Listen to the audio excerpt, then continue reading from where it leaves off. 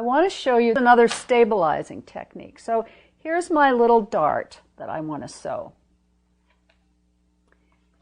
This is a product called Totally Stable, and it's a stabilizer.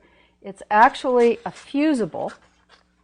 I'm not going to use it as a fusible, although I guess you could if you wanted to. And when I use it for sewing darts on knits, I'll cut a strip of it, and I just need like maybe that much.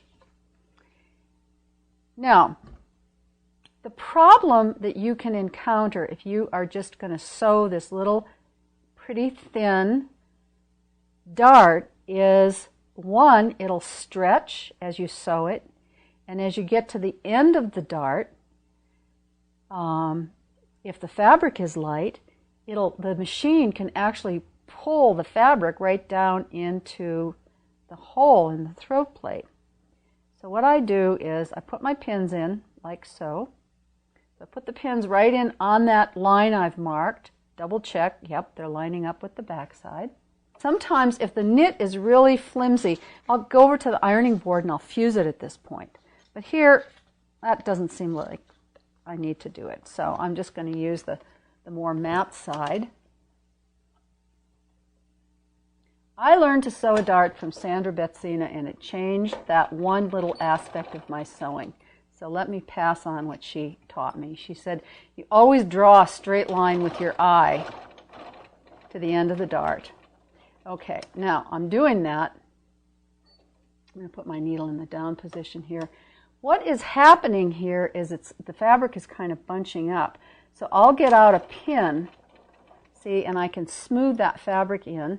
When I come to this pin, notice how I put the pin so I can pull them out, but see how I can kind of work that fabric in so I'm catching it right up to the end. Then the other cool thing she taught me is the last little bit of your dart, change to a smaller stitch, and you want to stitch right off the end using a smaller stitch, so you don't need to back stitch or tie a knot or do anything. And if I want to do darts that are going to be on the outside, like on the shirt I'm wearing today, I leave a super long tail. So if this dart was on the outside, I'd leave the tail, and after I've pressed it and everything, I would thread it back through and tie a knot. That's not happening here, so I'm going to cut it off.